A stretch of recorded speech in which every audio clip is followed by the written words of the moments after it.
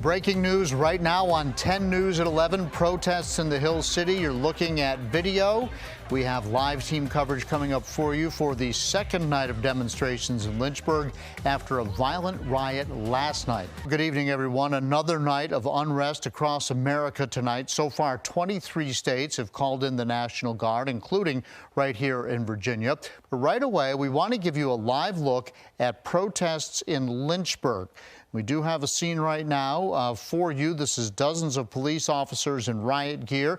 They have been in a standoff with protesters for several hours now, even though the city is under an 8 p.m. curfew. Now, we do have live team coverage of the protests. We'll have those for you in just a moment. Our Jessica Jewell and Magdala Lusant are near Miller Park tonight, and that's where people have been gathered all night. Now, guys, I know that you were being harassed a little bit by the protesters. Are you there? Are you able to talk to us and tell us what's going on right now? John, we are here. We have gone behind the Salvation Army here to kind of get away from the protesters because, as you mentioned, we were being harassed a little bit and we didn't want to risk profanity and things that we were hearing being broadcast over air. It has been a very chaotic evening, especially in the last hour. Just a few minutes ago, we were walking towards this police line you see up here. The police line is advancing right now.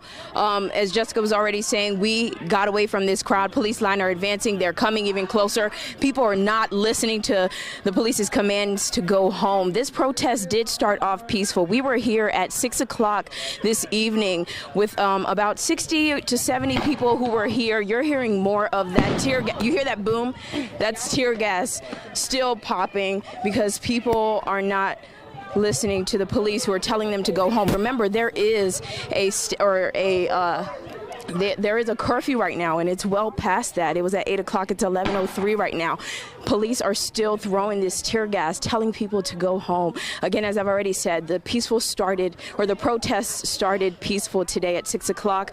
The crowd changed a little bit because Jessica was here, and she was in the crowd. You want to talk about that, Jessica? Yeah, we were here right after that peaceful protest, and it started getting a little more chaotic. They were chanting and they were blocking off traffic in the streets. That's when police started shutting down the streets, and that's when things got more chaotic. The group marched up the street, and that's when the first round of tear gas was deployed. We do want to mention the images you're seeing right now. Our photographer is keeping a safe distance, but trying to give you a good idea of what's going on right now. And as we said, John, it's just a little chaotic right now. Yeah, no, it looks chaotic, and we've been watching and streaming all of this live on our Facebook page, the WSOS 10 Facebook page, all night, and monitoring multiple cameras, including at least one from a citizen who was in the march. So right now, approximately where are you? You're in the vicinity of E.C. Glass High School, are you not? We're not, John. This is okay. Magdala right now. We're Magdala. Not close to E.C. Glass High School. We are hiding behind the Salvation Army building. Now, the protest was at Miller Park. It was across the street from the Salvation Army. But because of the crowd and the tear gas that's being thrown out now to warn these people to go home, we are running for cover as well as they're running towards us. And because there is a lot of profanity going on, we're keeping ourselves away from them as well so we don't catch that on air. We do want to talk about our experience with the tear gas. Is because, you know, as Jessica was talking about being in the crowd, as the crowd went to progress up the street towards police, we were there to see the line start forming, and police were starting to form the line, and there were protesters who were going to walk around the police officers. It was just a few people who began to agitate the police. And what happened was, once they started doing that, police were calling or giving their warnings to tell people to back away.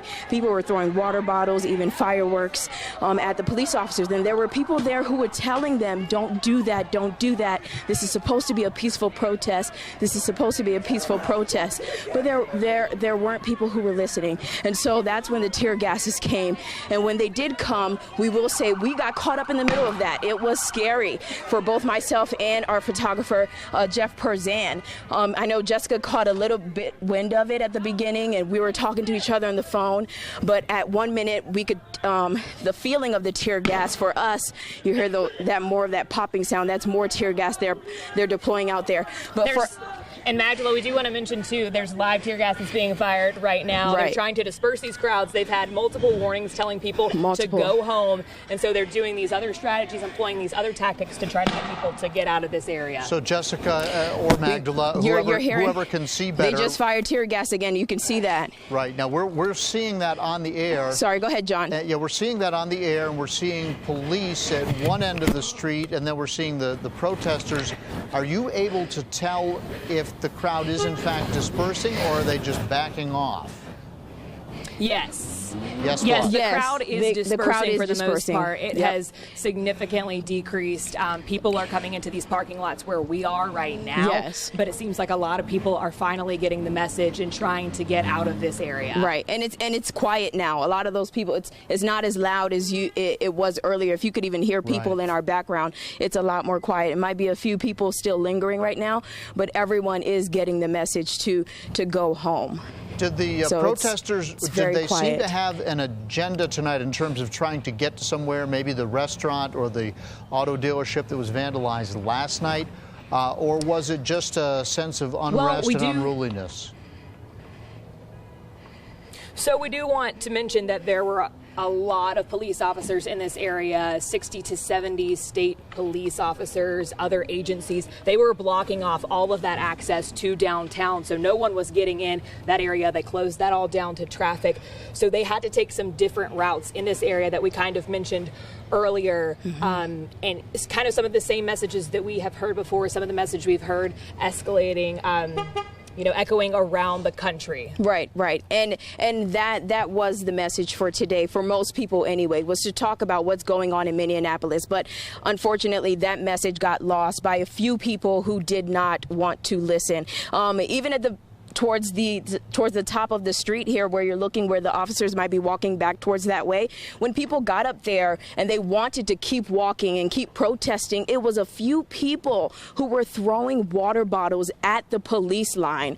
And then there were others who were telling them, don't do that. We're not here for that. Why are you throwing water bottles? Then you started to see the fireworks, and then the tear gases came. People dispersed. It was not a good experience. And unfortunately, something that was supposed to be peaceful turned out this way, and it wasn't supposed to be. I mean, I was here at 6 o'clock, and speaking to the people who were here, they said their plan was to be peaceful. A lot of them didn't agree with what happened to 5th and Federal yesterday. That was not their plan, but at the end of the day, it was to get the message across with what everyone else in this country wants to do, and that's because of what happened in Minneapolis too. And their message was to not forget the name of George Floyd, and also to raise awareness to what happened, or to the tweet that 5th and Federal did, but at the same time, don't forget what's going on in Minneapolis, and not to forget George Floyd's name. So that was the message, and unfortunately, a few people acted out of character, and it lost. The message was lost tonight here in Lynchburg because of that. But we do want to mention that the police are retreating now, so people are getting that message. You mentioned those dispersing crowds, so people are going home, and that is good news. And they're going home because of the tear gas. Is that, I mean, that's what it appears on the screen right now. Is that your sense also? Okay. Yeah, that appears to be, the police started with over the loudspeaker telling the crowds that they needed to go home. Lynchburg police ordering them to disperse, unlawful assembly, then bringing that line forward of police officers and then firing off that tear gas. And that's what seemed to really be the most effective. Yes. As Jessica's already said, a lot of it was that warning too. You could hear once the SWAT cars came out, when the lines or when the crowd started walking up, you see from the left or right side of the street, the Bearcat came out directing the crowd to stay away from the police line, and they did that. And they listened to the command, at least some people did anyway. Yeah, the Bearcat is that big state police Right, is the big state police. The armored vehicle. Exactly. And And when I did speak with some members of Lynchburg Police's tactical team today, they told me they called Virginia State Police for help, to help them out tonight. They didn't know what they were going to expect, honestly. When I told them, I said, to have all these officers here, do you have a feeling that people will make their way back down to 5th and Federal and see another round of this happening again? And they said they're not sure. They were not sure what to expect tonight. And they wanted to be ready, but there was a sense left last night everyone that, shocked. I think there was a sense last night that the police did not anticipate the large number of people who would be turning out, and so tonight they wanted to be doubly prepared. Is that fair? Right. Yeah, it seems that they were much better prepared tonight. Exactly. The numbers of law enforcement officers were much higher tonight. They had more riot gear. It seems like they had a much better idea of what to expect, or at least what to be prepared for based off of last night. Now, the plan was very meticulous. Well, I was going to say, sorry, go ahead, John. I know that Jeff Prezan, our photographer, got a pretty healthy dose of tear gas when he was getting some of these images that our viewers are seeing. Was that true for all four of you, or did Jeff get the worst of it? And what was that like to experience that? So we all got tear gas essentially. At one point, Magdala and Jeff Prezan were up further towards the police and where they were firing the tear gas, and I saw Jeff Prezan drop to his knees, and he found a water bottle. Got it, gave it to Magdala, and they moved on. And really, there's just been incredible teamwork out here tonight, because that was a painful experience for all of us. Very painful. And I can say, at least for Jeff and I, At least for Jeff and I, it was a very, very tough experience. I will say that for the both of us, we were in the middle of the tear gas, and so I'm going to be graphic a little bit. It was tough to experience. My eyes were burning. I couldn't see. I could not breathe. I was throwing up, and I felt like throwing up was the only way I was going to feel like I was going to gain consciousness again, almost. And I was calling for Jeff. I was like, Jeff, are you okay? And I could barely even now doing it is taking me back to that feeling, right? Yeah. So I was asking Jeff, I said, are you okay? I was calling for his name. Jeff, are you okay? Are you okay? I couldn't hear him. All I could hear him, just trying to get his breath. And then out of nowhere, he brings me this water bottle. And I'm like, where did he find this? Later on, we find out that he found this half water bottle somewhere in the grass. And I'm not sure if you can tell, but some of my makeup, I have runoff water. My makeup is run off now because I had to throw water on my face so I can see again. And even in the middle of all of that, I'm calling Jessica to ask, where is she okay? And she's trying to talk to me, and I'm like, I can't breathe, I can't talk right now, and you were calling me back, and I was like, Jessica, I can't talk right now. We were trying to keep track of each other this whole time, but we couldn't breathe. It was so difficult to breathe. It was difficult to see. We were trying to go into the thick of it, really, just so we could find each other and keep up with each other, but that was just making it worse. It was really just kind of a terrifying experience that we were all going through. But fortunately, things seem to have calmed down for the evening now. Folks at home, things have calmed down. We're getting a live report right now from our Magdala Lusad and Jessica Jewell, who have been covering these protests, if you will. I don't know. I would say last night was a riot. This was a little bit less than that, but certainly with a larger police presence there tonight. And the police seemed to be able to contain this crowd, which was certainly unruly. And then we've just been listening as you guys described your bout with the tear gas, as you were right in the middle of it. We saw the marchers walking right past the Channel 10 vehicles, and we've been streaming all of this live on our Facebook page tonight. So some viewers, it was quite a large number who were watching, according to the data from our Facebook page. So some people may be aware of this, but this is really beyond the scope of anything that I can remember of 3 decades of covering news here in the Roanoke area and in Central Virginia. So this really is without precedent in recent history, at any rate, and you guys have been right in the thick of it. So if viewers are just tuning in right now, we want to give them an idea of what they're seeing. Right now, I would say that it appears, based upon the video that we are able to get, that the crowd has dispersed, and it's been as a result of the police firing tear gas into a crowd that we were estimating in the newsroom somewhere maybe between 200 and 300 people.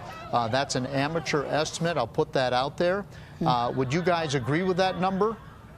I'd say that's a fair assessment. I'd say it definitely grew from the initial crowd that was there when the peaceful protest Right. started at 6 o'clock. But Yeah. I'd say 200 to 300 is a fair assessment.